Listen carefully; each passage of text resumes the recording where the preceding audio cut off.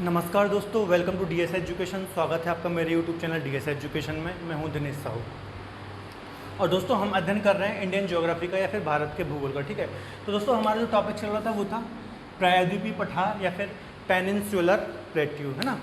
तो इसके अंतर्गत दोस्तों हमने इसका लास्ट क्लास से स्टार्ट किया था इसके बारे में। ठीक है, तो इसका हमने सामान्य परिचय देखा था और हमने इसके अलावा देखा था इसकी उत्पत्ति कैसे हुई।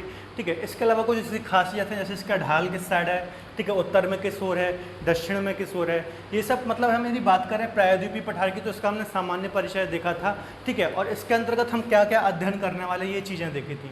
ठीक है, और इसके अंतर्गत जो दोस्तों पहला पॉइंट था, ठीक है, मालवा, ठीक है, इसके बारे में भी हमने देख लिया था। तो इसके बाद दोस्तों आज जो हम पढ़ेंगे, ठीक है, मैंने आपको बताया था इसमें 3-4 लेक्चर लग सकते हैं, बड़ा टॉपिक है, हम अच्छे से एक चीज़ कवर करेंगे, है ना। तो प्रायद्वीपीय पठार के अंतर्गत दोस्तों आज हम पढ़ेंगे जो उत्तरी प्रायद्वीपीय पठार है ना। देखिए प्रायद्वीपीय पठार मैंने आपको बताया था इस प्रकार से कुछ, है ना, इस प्रकार से है। यदि इसका एक्चुअल साइज अपन देखें, एक्चुअल इसका देखें तो इस प्रकार से है कुछ, इस प्रकार से ये तक फैला हुआ है। ठीक है, इसको यहाँ से काट दो आप, ऐसा कुछ है ना पूरे। यदि हम प्रायद्वीपीय पठार अभी देखें तो ऐसा कुछ है। ठीक है, यहाँ पे अरावली पर्वत से लेकर के यहाँ दक्षिण में, ठीक है, कार्डेमम या फिर इलायची की पहाड़ियाँ हैं। ठीक है, यहाँ पर तो यहाँ तक ये पूरा प्रायद्वीपीय पठार फैला हुआ है। ठीक है, तो दोस्तों स्टार्ट करते हैं हम आज।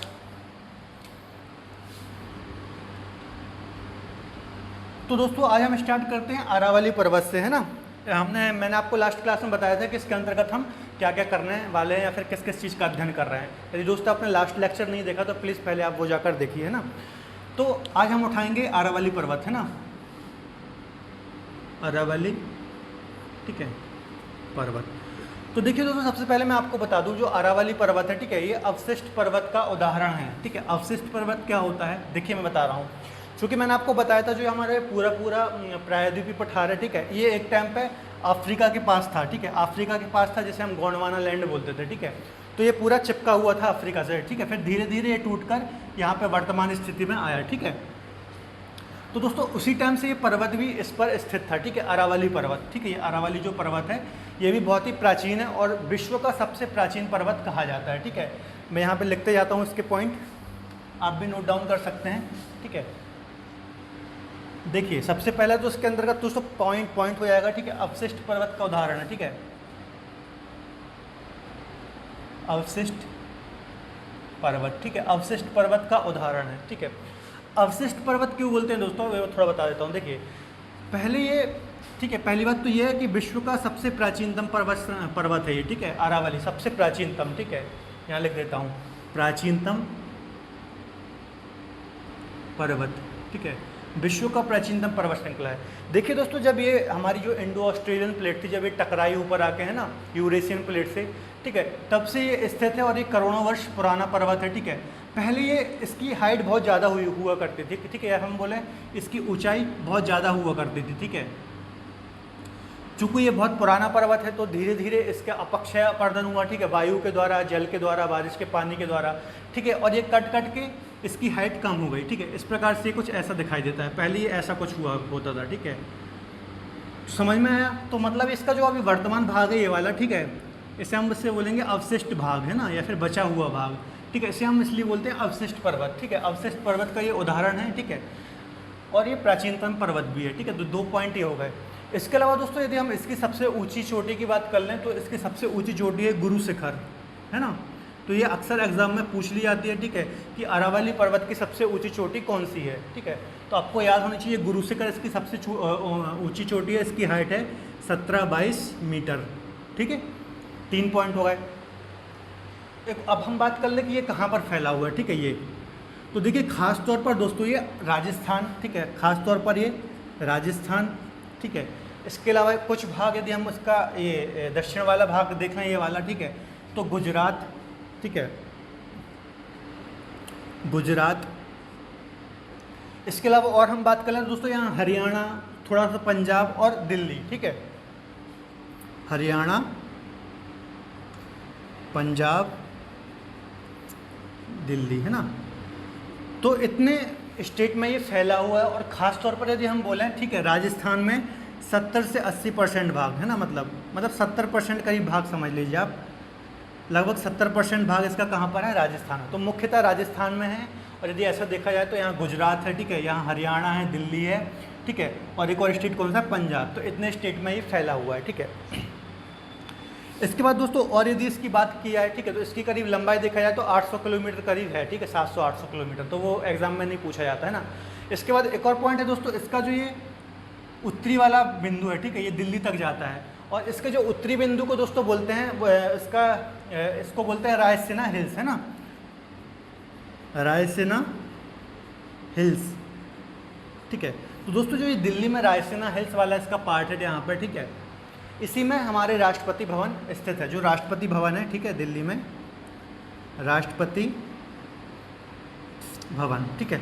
तो ये एग्जाम में क्वेश्चन पूछ सकते हैं, ठीक है, कि जो रायसीना हिल्स है वो किसका पार्ट है। क्योंकि आपको पता है कि ये राजस्थान में है, तो आप गैस भी नहीं कर पाएंगे यदि आपने अच्छे से पढ़ा नहीं है, ठीक है। तो दिल्ली तक ये जाती है, ठीक है, इसको रायसीना हिल्स बोलते हैं, और रायसीना हिल्स पर ही राष्ट्रपति भवन स्थित है, ठीक है दोस्तों। इसके अलावा दोस्तों एक और पॉइंट है, ठीक है, राजस्थान में एक पॉइंट है माउंट आबू, जगह है, ठीक है, या फिर रेंज है, पर माउंटेन रेंज है, माउंट आबू, ठीक है। इसी के अंतर्गत दोस्तों दिलवाड़ा मंदिर है ना, दिलवाड़ा मंदिर जो कि जैनों का मंदिर है ना, जैनों लोगों का मंदिर है, बहुत ही फेमस मंदिर है। दिलवाड़ा मंदिर माउंट आबू में है, ठीक है, राजस्थान में, और अरावली पर्वत के अंतर्गत है दोस्तों, ठीक है। तो ये बात आपको याद रखनी है इतनी। तो ये सारी बातें हमने देख ली दोस्तों, ठीक है। सबसे पहली बात हमने क्या देखी कि विश्व का सबसे प्राचीनतम पर्वत है, ठीक है। प्राचीनतम क्योंकि दोस्तों मैंने आपको बताया, ठीक है, कि जो हमारे जो ये गोंडवाना लैंड था उसका भाग है, ठीक है, तो बहुत ही प्राचीन है ये। इसके अलावा दोस्तों ये अवशिष्ट पर्वत का उदाहरण है, वो भी मैंने आपको बता दिया, ठीक है। प्राचीन काल में इसकी हाइट बहुत ज़्यादा हुआ करती थी, परंतु वर्तमान में इसकी हाइट कम हो गई है अपक्षय अपरदन के द्वारा, चूँकि ये करोड़ों वर्ष पुराना पर्वत है, ठीक है। इसके अलावा इसकी सबसे ऊंची चोटी बहुत इंपॉर्टेंट है दोस्तों, अक्सर एग्जाम में पूछ ली जाती है, ठीक है, गुरु शिखर, और इसकी हाइट भी पूछ ली जाती है, ठीक है, 1722 मीटर, ये भी आपको याद रखना है। इसके अलावा दोस्तों इसका यदि हम फैलाव देखें तो मुख्यतः 70% लगभग राजस्थान, इसके अलावा हरियाणा, पंजाब, ठीक है, साउथ में देखेंगे तो गुजरात और दिल्ली, ठीक है, इतने स्टेट कवर करता है। इसके अलावा दोस्तों रायसीना हिल्स, इसका जो दिल्ली वाला पार्ट है, ठीक है, पूर्व उत्तर की ओर, ठीक है, उस पर राष्ट्रपति भवन स्थित है, ये भी आपको याद रखना है, इंपॉर्टेंट है, ठीक है। इसके अलावा माउंट आबू, ये भी इंपॉर्टेंट है, ठीक है। ये 3 पॉइंट बहुत ज़्यादा इंपॉर्टेंट है। एक तो प्राचीन पर्वत, ठीक है, ये प्राचीनतम भाग जो मैंने बताया, ठीक है, दुनिया का सबसे प्राचीन पर्वत है, ये बात आपको याद रखना, सबसे पुराना है ना। तो ये 4 पॉइंट बहुत इंपॉर्टेंट है और अक्सर इससे एग्जाम में क्वेश्चन आते हैं दोस्तों, बहुत इंपॉर्टेंट है ये अरावली पर्वत, ठीक है, इससे अच्छे क्वेश्चन बनते हैं, ठीक है। तो माउंट आबू के अंतर्गत क्या है दोस्तों, दिलवाड़ा मंदिर जैनों का, ठीक है, तो ये भी पूछ लिया जाता है। तो ये हमारा दोस्तों हो गया है ना ये अरावली पर्वत। इसके बाद दोस्तों हम चलते हैं, यहाँ पर मैंने आपको बताया था, ठीक है, ये तो यहाँ पर है विंध्याचल रेंज, है ना, विंध्याचल पर्वत श्रृंखला, ठीक है। तो ये देखिए इस प्रकार से है, ये ऐसा फैली हुई है, ठीक है, यहाँ तक गई है ये। तो दोस्तों यदि हम बात करें, ठीक है, तो ये 3 रेंजों में विभाजित है, देखिए ये हो गई विंध्याचल रेंज, है ना, विंध्याचल पर्वत, ठीक है, ये विंध्याचल पर्वत हो गया। अब दोस्तों इसका जो पश्चिमी भाग है, ठीक है, मतलब पश्चिम 3 श्रृंखला में हम इसको समझ सकते हैं, ठीक है, ये इस प्रकार से 3 श्रृंखलाएं हैं इसकी, ठीक है। इसका दोस्तों जो पश्चिमी सिरा है इसको बोलते हैं विंध्य रेंज, है ना, या फिर विंध्य पर्वत, ठीक है, विंध्य पर्वत या विंध्य रेंज, है ना। इसका जो बीच वाला हिस्सा है उसे बोलते हैं भांडेर, है ना, भांडेर श्रेणी या फिर भांडेर पर्वत आप बोल सकते हैं। इसके अलावा जो पूर्वी इसका भाग है उसे बोलते हैं कैमूर, ठीक है। तो ये आपको याद रखना है, विंध्य, भांडेर, कैमूर, ठीक है, विंध्याचल पर्वत के अंतर्गत आती हैं ये, ठीक है। पश्चिम से पूर्व में इसकी श्रृंखलाएं फैली हुई है, ठीक है। देखिए ये हो गई कौन सी, विंध्य, ठीक है, ये हो गई भांडेर और ये हो गई कैमूर, ठीक है। तो ये बात आपको याद रखनी है। इसके अलावा दोस्तों जो इसके अलावा, ठीक है, ये हो गया विंध्य, और मैंने कल आपको बताया था, ठीक है, यहाँ पर सतपुड़ा रेंज है, ठीक है, ये सतपुड़ा रेंज है, तो ये भी 3 पार्टों में डिवाइड है, ठीक है, इस प्रकार से।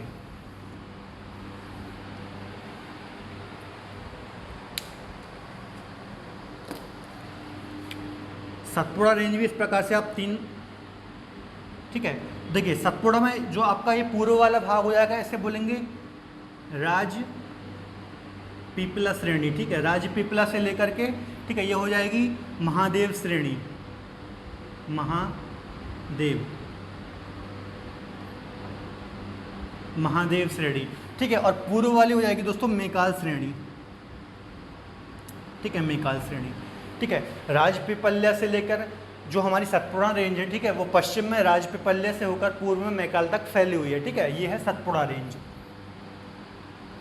सतपुड़ा, ठीक है। तो देखिए ये हो गई विंध्याचल, ये हो गई सतपुड़ा, ठीक है। जो विंध्याचल रेंज है वो विंध्य से लेकर के कैमूर तक फैली हुई है पश्चिम से पूर्व में, ठीक है।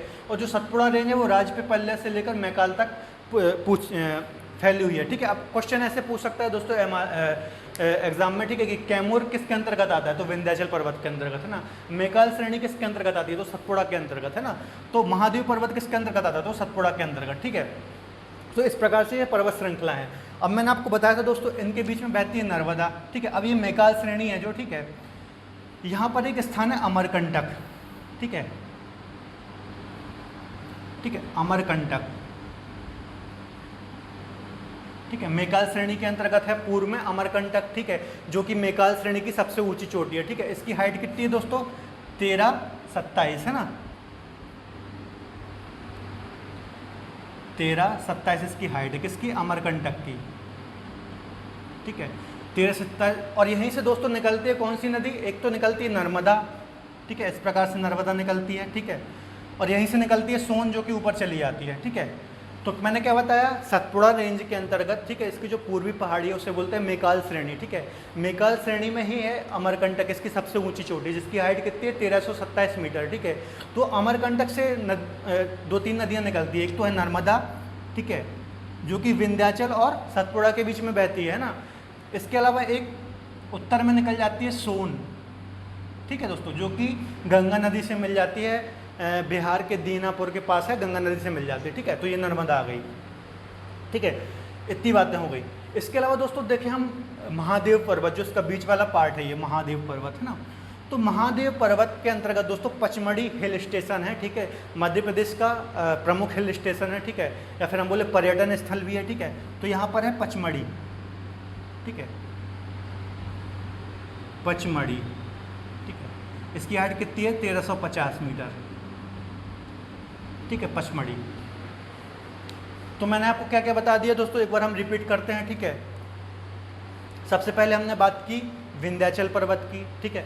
विंध्याचल पर्वत 3 श्रेणियों में विभाजित है, विंध्य श्रेणी, बीच वाली भांडेर, पूर्व वाली कैमूर। इसके अलावा साउथ में है, ठीक है, मध्य प्रदेश की यदि आप साउथ वाले हिस्से में देख लें तो सतपुड़ा श्रेणी है, ठीक है, ये भी 3 रेंजेस में है, ठीक है, पश्चिम से लेकर पूर्व में, ठीक है। राजपीपल्या श्रेणी, महादेव श्रेणी और मेकाल श्रेणी। अब मेकाल श्रेणी के अंतर्गत दोस्तों इसकी सबसे ऊंची चोटी है अमरकंटक, जिसकी ऊंचाई है 1327 मीटर, ठीक है। यहाँ से निकलती है दोस्तों कौन सी नदी, एक तो निकलती है पश्चिम की ओर जो कि भ्रंश घाटी में बहती है, नर्मदा नदी, ठीक है, और उत्तर में चली जाती है सोन नदी जो कि गंगा से बिहार में मिल जाती है, ठीक है। तो ये बात आपको थोड़ा इंपॉर्टेंट थी जानने वाली, ठीक है। तो देखिए यहाँ पर भी मैं आपको मैप में एक बार बता देता हूँ, ठीक है। ये देखिए, ये हो गई विंध्याचल रेंज है ना, विंध्य श्रेणी, भांडेर श्रेणी और कैमूर श्रेणी। ये हो गई सतपुड़ा श्रेणी, ठीक है, राजपीपल्या, महादेव और मेकाल, ठीक है। अब यहीं पे है दोस्तों अमरकंटक, अमरकंटक से निकली नर्मदा, ठीक है, और यहाँ चली जाएगी सोन, ठीक है, सोन मिल जाएगी गंगा में, ठीक है, यहाँ बिहार के दीनापुर नामक स्थान में मिल जाती है गंगा से, ठीक है। अब दोस्तों ये मैंने आपको यहाँ पे बताया था, ठीक है, सतपुड़ा के साउथ में, दक्षिण में, ठीक है, सतपुड़ा के दक्षिण में बहती है कौन सी नदी, ताप्ती नदी, ठीक है, ये ताप्ती नदी है, ठीक है, और ये नर्मदा नदी है। इसके दक्षिण में बहती है ताप्ती नदी जो कि बैतूल के मुल्ताई से निकलती है ना। ताप्ती नदी कहाँ से निकलती है, आप नोट करते जाइए, बैतूल मुल्ताई है ना, ठीक है, कहाँ से, सतपुड़ा के साउथ वाले एरिया से है ना, यहाँ से, ठीक है। और ये भी खंबात की गाड़ी में आती है, नर्मदा भी खंबात की गाड़ी में आती है, ठीक है। अब देखिए दोस्तों जो सतपुड़ा रेंज है, ठीक है, ये ब्लॉक पर्वत का उदाहरण है, ठीक है। ब्लॉक पर्वत क्या होता है, देखिए ब्लॉक पर्वत क्या होता है, ठीक है। ये देखिए मान लीजिए कोई घाटी है, ये है ना, मैंने आपको बताया था घाटी है, ठीक है। अब इसका ये वाला हिस्सा नीचे धंस गया, ठीक है, ये ऐसा धंस गया, ठीक है, यहाँ वाला भी हिस्सा नीचे धंस गया, ठीक है। जब ये दोस्तों दोनों हिस्से नीचे धंस गए, ठीक है, तो यहाँ पे ये भ्रंश का निर्माण हो गया, ठीक है, ये भ्रंश हो गया, ये दोनों, ये भ्रंश का निर्माण हो गया धंसने से, ठीक है। और ये वाला जो एरिया था ये उठा हुआ दिखाई देने लगा, है ना, उठा हुआ दिखाई देने लगा। इस प्रकार से निर्माण हुआ है दोस्तों सतपुड़ा का, है ना। तो ये होता है ब्लॉक माउंटेन। हालांकि हम जब पर्वतों का अध्ययन अलग से करेंगे, पर्वत वाला चैप्टर पढ़ेंगे, तो हर जितने भी टाइप के पर्वत होते हैं, ठीक है, चाहे वो ब्लॉक माउंटेन हो, अवशिष्ट पर्वत हो, ठीक है, या फिर वलित पर्वत हो, इनके हम डेफिनेशन अच्छे से समझेंगे क्या क्या होता है, ठीक है। लेकिन अभी मैं जस्ट आपको बता दे रहा हूँ, ठीक है। तो इस प्रकार से सतपुड़ा का निर्माण हुआ है, ठीक है, इस प्रकार से देखिए, ठीक है।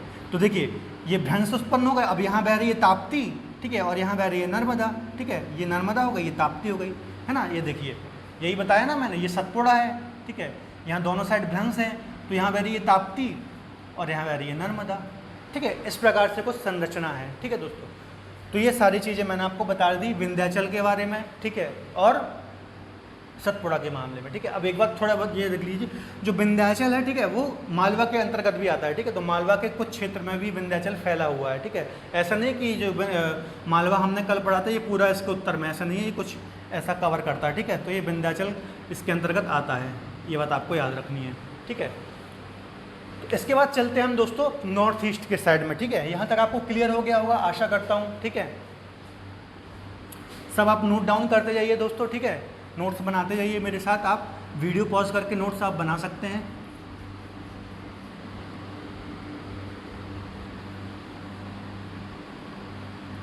अब चलते हैं दोस्तों हम नॉर्थ ईस्ट, ठीक है। तो कल मैंने आपको बताया था जो कि मेघालय का पठार है, ठीक है, या फिर हमेशा शिलोंग का पठार भी बोलते हैं, इसका निर्माण कैसे हुआ है ना। तो देखिए मैंने एक बार और रिपीट कर देता हूँ, ठीक है।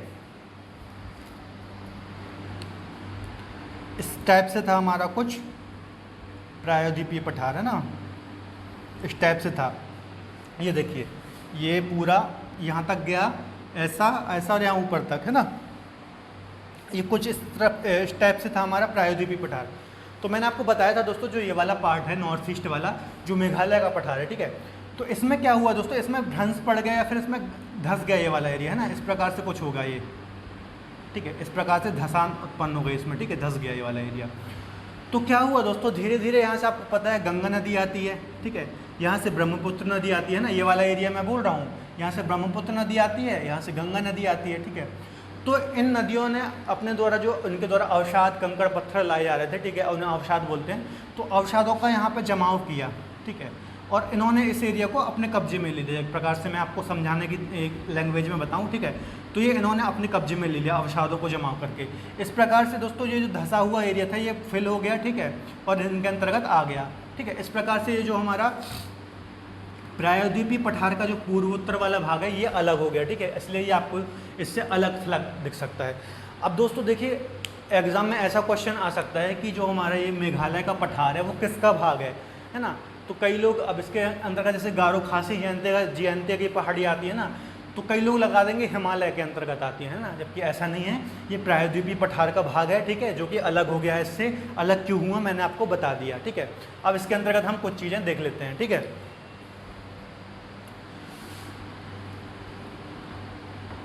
अब देखिए दोस्तों, ठीक है, ये जो हमारा प्रायद्वीपीय पठार का भाग है, ठीक है, मेघालय का पठार, ठीक है, ये मेघालय का पठार है, ठीक है। असम और ख़ासतौर पर मेघालय दो जगह फैला हुआ है, ठीक है।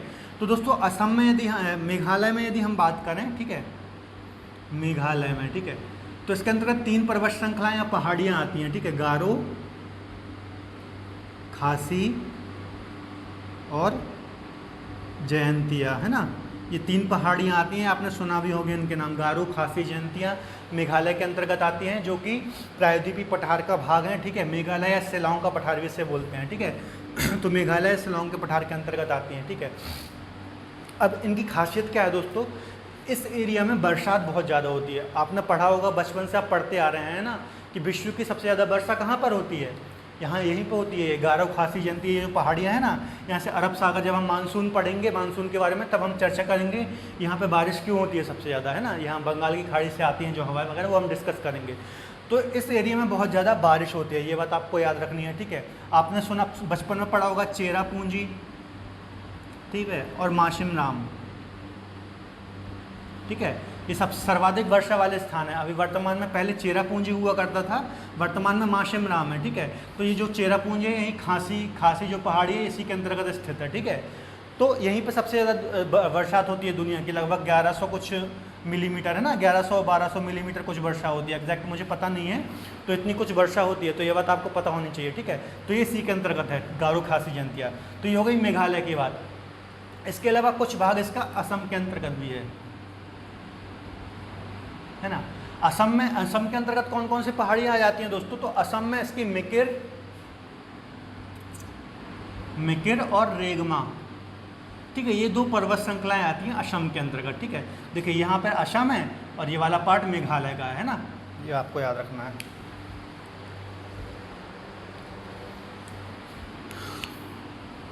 ठीक है, ये वाला है पार्ट कौन सा, मेघालय का,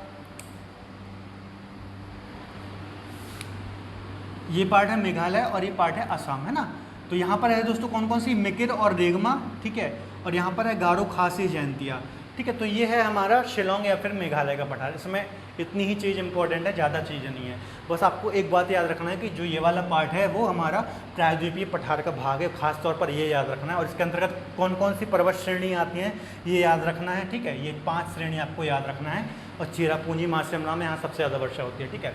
तो दोस्तों हमने क्या क्या पढ़ लिया, हमने अरावली पढ़ लिया, ठीक है, हमने ये पढ़ लिया मालवा का पठार पढ़ लिया, ठीक है, हमने विंध्याचल श्रेणी पढ़ ली, सतपुड़ा श्रेणी पढ़ ली, ठीक है। इसके अंतर्गत ये नदियाँ आती हैं वो पढ़ ली, है ना। अब हम आते हैं दोस्तों, ठीक है, विंध्याचल यहाँ पे एक और है, ठीक है, एक और हम छूट गया था दोस्तों, वो पढ़ लेते हैं सबसे पहले, ठीक है। यहाँ पर दोस्तों यदि हम देखेंगे, ठीक है, राजस्थान, ठीक है, उत्तर प्रदेश और मध्य प्रदेश, यहाँ पर ये वाला एरिया, ठीक है, इसे हम बोलते हैं दोस्तों मध्य भारत का पठार, ठीक है, मध्य भारत का पठार। ये मैंने आपको बताया नहीं था, छोटा सा पठार है, ठीक है, मध्य भारत का पठार। तो दोस्तों इसमें एक चीज़ जानने वाली है, ठीक है, जो चंबल नदी है ना, देखिए यहाँ से चंबल नदी निकलती है, ठीक है, मालवा वाले रीजन से, ठीक है, यहाँ से चंबल नदी निकलती है और यहाँ पर इटावा के पास, ठीक है, यमुना में मिल जाती है और फिर यमुना आगे जाकर गंगा में मिल जाती है, इस प्रकार से, ठीक है। तो जानने वाली बात दोस्तों ये है, यहाँ पर ऐसा मध्य प्रदेश ऐसा कुछ है ना यहाँ पर। तो ये जो जब यहाँ पे चंबल वाले रीजन में जाती है ये, है ना, चंबल नदी, ठीक, तो यहाँ दोस्तों बहुत बड़े बड़े गड्ढे का निर्माण करती है, गड्ढों का या फिर बोले हम नालियों का निर्माण करती है। इतने बड़े बड़े गड्ढे और नालियों का निर्माण करती है कि आप वहाँ छुप सकते हैं, रह सकते हैं, ठीक है।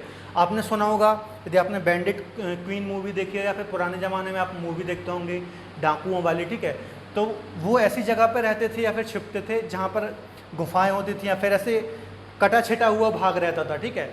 तो मैं ये बताना चाह रहा हूँ आपको, जो ये चंबल नदी है, ठीक है, यहाँ पे जाती है और चंबल जो यहाँ पे चंबल संभाग है, ठीक है, मध्य प्रदेश में यहाँ पे नॉर्थ में, ठीक है, तो यहाँ पर ये अवनाली का अपर्दन करते हैं, ठीक है। ये क्वेश्चन एग्जाम में बहुत ज़्यादा आता है, क्या करती है, अवनाली का अपर्दन, अवनाली का अपर्दन मतलब तो मैंने आपको बताया था दोस्तों, काट छाट करना है ना, तो अवनाली का अपर्दन करती है। अवनाली का अपर्दन क्या होता है दोस्तों, जब ये यहाँ से बहती है इस रीजन से तो बड़े बड़े गड्ढों का निर्माण कर देती है, ठीक है, बहुत बड़े बड़े गड्ढे, बहुत बड़ी बड़ी नालियाँ बना देती हैं, इतने बड़े बड़े गड्ढे नालियाँ कि आप वहाँ रह सकते हैं, जा सकते हैं। तो इसी कारण से दोस्तों ये वाला चंबल वाला आपने सुना होगा, चंबल के डाकू बड़े फेमस है ना, तो यहाँ पर इसलिए पुराने समय में बहुत ज़्यादा डाकू वगैरह रहते थे, है ना, क्योंकि ये उनके लिए रहने के लिए बहुत अच्छा स्थान हुआ करता था, ठीक है, चंबल वाला रीजन, क्योंकि यहाँ पे जो चंबल नदी है वो अवनाली का अपर्दन करती है, ठीक है। तो ये बात आपको याद रखना चाहिए। तो क्वेश्चन आपको एग्जाम में ऐसा आएगा कि ऐसी कौन सी नदी है जो कि अवनाली का अपर्दन करती है, ठीक है, तो चंबल नदी है, ठीक है। किस रीजन में करती है, यहाँ पर चंबल वाला रीजन है, ठीक है, भिंड मुरैना के आसपास, है ना, तो ये बात आपको याद रखनी है, ठीक है। यहाँ से चंबल नदी निकलती है और यमुना में मिल जाती है, तो आपको याद रखना है अवनाली का अपर्दन, ठीक है दोस्तों। तो अब हम आते हैं बुंदेलखंड का पठार, ठीक है, यहाँ पे मध्य प्रदेश उत्तर प्रदेश में है, ठीक है, बुंदेलखंड का पठार। इसमें भी उतना कुछ पढ़ने वाला नहीं है ना, इसमें बस आपको एक बात याद रखनी है, ठीक है, यहाँ पे ऐसी जलवायु रहती है कि गर्मी में बहुत ज़्यादा गर्मी पड़ती है, ठंड में बहुत ज़्यादा ठंड पड़ती है, ठीक है। इसके अलावा यहाँ पे ग्रेनाइट नीस प्रकार की चट्टानें पाई जाती हैं, है ना। इसके अलावा यहाँ यदि हम बात करें नदियों की, ठीक है, तो सिंध, केन, धसान ऐसी नदियाँ यहाँ पर बहती हैं, ठीक है। और उतना कुछ दोस्तों बुंदेलखंड में पढ़ने लायक नहीं है, है ना। लाल पीली मिट्टी यहाँ पर पाई जाती है, लाल पीली, ठीक है। और ये कहाँ कहाँ फैला हुआ है, मध्य प्रदेश यहाँ बॉर्डर में है ये, है ना, यहाँ वाले एरिया में, तो मध्य प्रदेश उत्तर प्रदेश वाले एरिया में बुंदेलखंड का पठार फैला हुआ है ना दोस्तों। तो इसमें उतना कुछ जानने वाला नहीं है। अब एक पढ़ने वाला मेन रीज़न है ये वाला, ठीक है। ये कौन सा पठार है दोस्तों? छोटा नागपुर का पठार, ठीक है।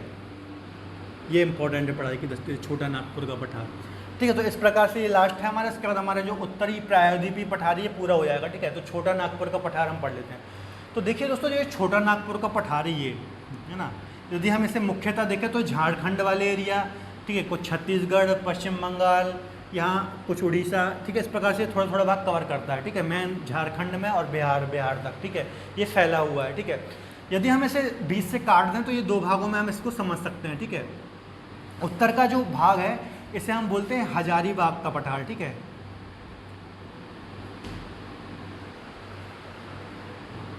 हजारीबाग, ठीक है, इसे बोलते हैं हजारीबाग का पठार यदि उत्तर वाला देखें, ठीक है। और इसका नीचे वाला यदि हम पोर्शन देखें, ठीक है, झारखंड वाला, तो इसे बोलते हैं रांची का पठार।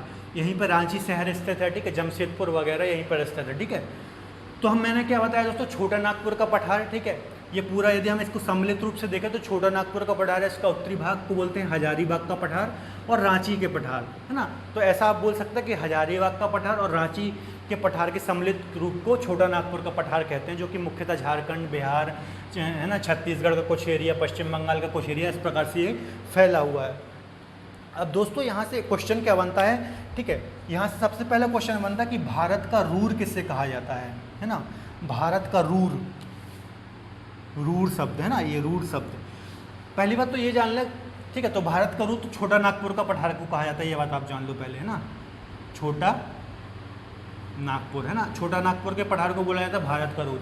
अब ये रूर क्या है ना, तो दोस्तों ये छोटा नागपुर का पठार वाला एरिया है, ठीक है, ये यदि हम बोले खनिजों की दृष्टि से, ठीक है, यहाँ पर कोयले की भरमार है, ठीक है, यहाँ पर लोहा मिलता है, मतलब लगभग सारे खनिज पदार्थ यहाँ पर उपस्थित हैं, ठीक है।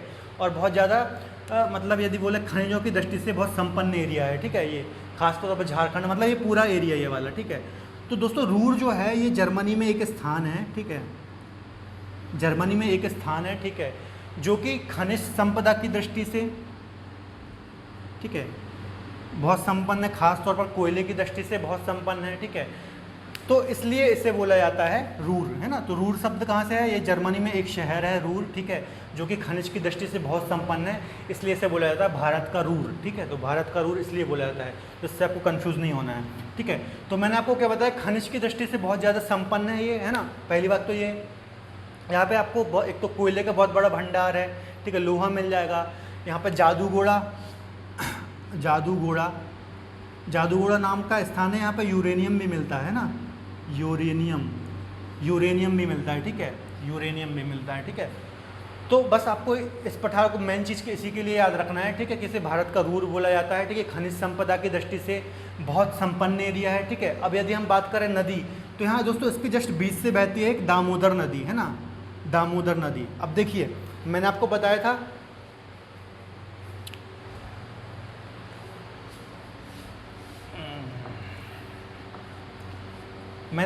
था दोस्तों, दो नदी बताई थी, ठीक है, कि भ्रंश घाटी में बहती हैं, है ना। कौन कौन सी?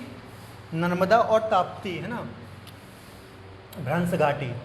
अब भ्रंश घाटी मैंने आपको लास्ट लेक्चर में समझाया था क्या होता है, ठीक है। भ्रंश मतलब होता है धंसा हुआ भाग, और घाटी मतलब होता है दो पर्वतों के बीच का स्थान, है ना, तो उसे बोलते हैं भ्रंश घाटी। तो भ्रंश घाटी में मैंने आपको बताया था एक तो नर्मदा बहती है ना, और एक बहती है कौन सी? ताप्ती, ठीक है, नर्मदा ताप्ती।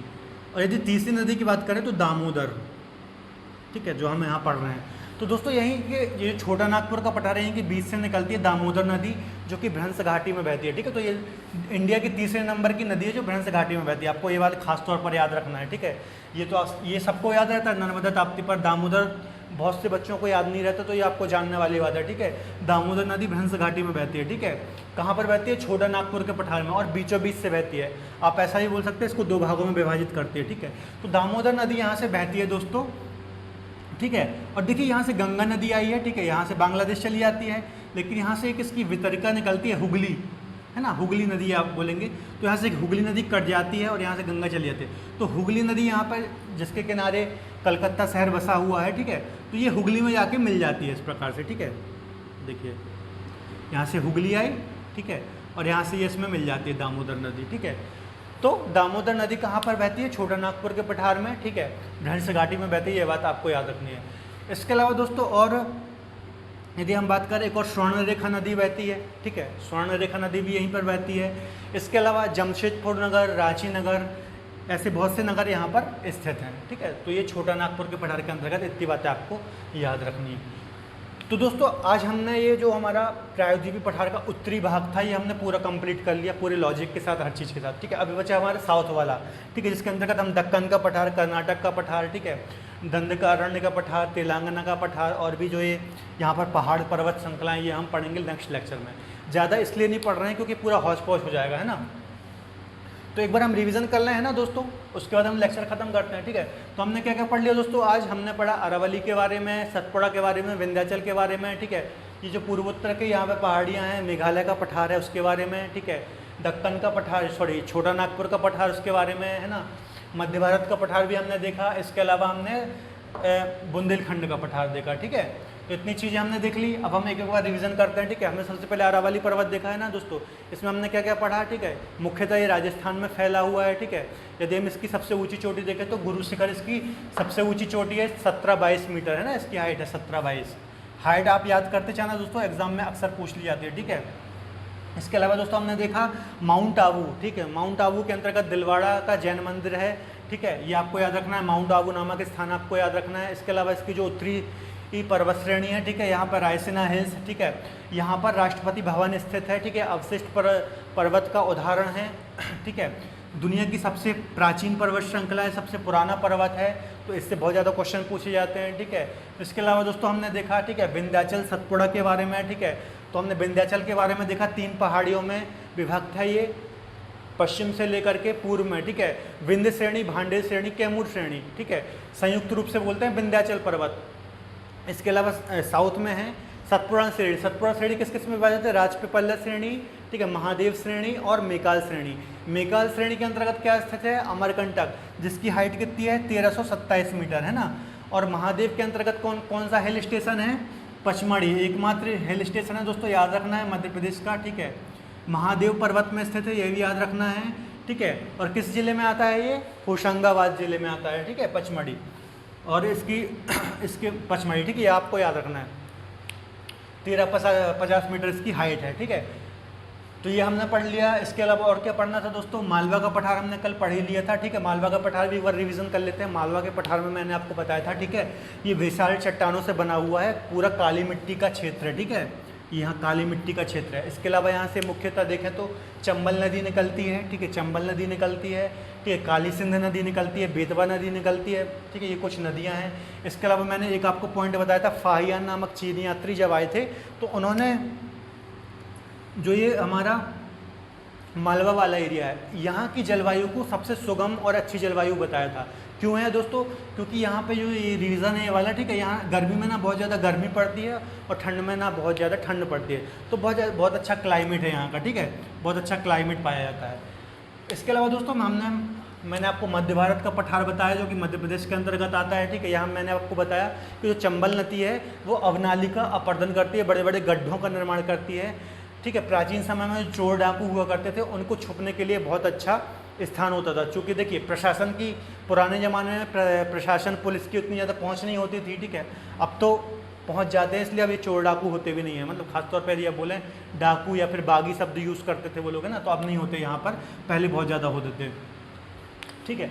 इसके अलावा मैंने आपको बताया नॉर्थ ईस्ट वाला मेघालय का पठार, ठीक है, इसके अंतर्गत हमने देखा गारो खासी जयंती आती हैं, ठीक है, किसके अंतर्गत? मेघालय में, ठीक है। और असम में आती है मिकिर और रेगमा, ठीक है, यहीं पर 2 स्थान स्थित हैं, चेरापूंजी और मासिम राम, ठीक है। मासिम राम में सबसे ज़्यादा बरसात होती है ना, करीब 1100 कुछ आप मिलीमीटर देखेंगे, है ना, दुनिया में सबसे ज़्यादा बरसात होती है इस एरिया में, ठीक है। क्यों होती हैं? जब हम मानसून पढ़ेंगे तब चर्चा करेंगे इसके बारे में। इसके बाद दोस्तों मैंने आपको बताया छोटा नागपुर का पठार, ठीक है, इसको आप 2 भागों में समझ सकते हैं, हजारीबाग का पठार, रांची का पठार, ठीक है, बीच से दामोदर नदी बहती है जो कि तीसरी इंडिया की नदी है जो भ्रंश घाटी में बहती है, ठीक है। इसके अलावा यदि हम बोले इसे हम भारत का रूर बोलते हैं, रूर क्यों? क्योंकि जर्मनी का एक स्थान है, खनिज संपदा की दृष्टि से बहुत ही इंपॉर्टेंट है, इसलिए हम इसे भारत का रूर बोलते हैं, ठीक है। यहाँ पर आप देखेंगे कोयला, लोहा, टिन, ठीक है, यहाँ तक कि यूरेनियम एकमात्र मतलब बहुत कम स्थानों में मिलता है हमारे यहाँ यूरेनियम, उनमें से एक ये भी है, ठीक है, यूरेनियम का जादूगोड़ा स्थान, ये भी आपको याद रखना है। ये सब हम जब खनिज पदार्थों का भी अलग से पढ़ेंगे तो ये सब हम डिटेल में चर्चा करेंगे, क्योंकि अभी हम प्रायोद्वीपीय पठार पढ़ रहे हैं, ठीक है, इसलिए हम हर चीज़ को डिटेल में नहीं पढ़ सकते हैं ना दोस्तों, तो बस मैं आपको एक आइडिया दे रहा हूँ। तो ये था दोस्तों आज का हमारा चैप्टर, ठीक है। उत्तर वाला हिस्सा प्रायोद्वीपीय पठार का कल हम पढ़ेंगे दक्षिणी हिस्सा, ठीक है, ये वाला एरिया जो बचा हुआ है, ठीक है। तो दोस्तों हमारे साथ जुड़े रहने के लिए आप प्लीज़ हमारे चैनल को सब्सक्राइब कर लीजिए और बेल आइकन दबाना ना भूलें, क्योंकि डेली हमारे लेक्चर आ रहे हैं और बहुत मेहनत करके आपके लिए बेस्ट कंटेंट लेकर आ रहा हूँ मैं, ठीक है। कोशिश करता हूँ 2-3 बुक से पढूँ, ठीक है, खुद के नोट्स हैं मेरे, ठीक है, तो बेस्ट कंटेंट ला रहा हूँ, अच्छी चीज़ें आपको दे रहा हूँ। तो आप भी थोड़ी मेहनत कीजिए, मेरे साथ नोट्स बनाते जाइए, मेरे वीडियो को लाइक करते जाइए और दोस्तों के साथ यदि आपको पसंद आना तो शेयर करते जाइए। इसके अलावा दोस्तों मेरा इंस्टाग्राम पेज है, ठीक है, और फेसबुक पेज है, ठीक है, DS एजुकेशन के नाम से आप सर्च कर सकते हैं, ठीक है, DS एजुकेशन, ठीक है। मैं जो लिंक है मैं डिस्क्रिप्शन में दे दूंगा, आप वहां जाकर मेरे पेज फॉलो या फिर लाइक कर सकते हैं, क्योंकि वहाँ पे मैं क्विज़ या फिर मोटिवेशन से रिलेटेड पोस्ट डालते रहता हूँ, ठीक है। उससे आपको क्विज़ लगाने का मौका मिलेगा, अच्छे अच्छे क्वेश्चन डालता हूँ, ठीक है, मोटिवेशन से रिलेटेड पोस्ट डालता रहता हूँ, तो आप फॉलो कर सकते हैं। तब तक के लिए धन्यवाद, अपना ख्याल रखें।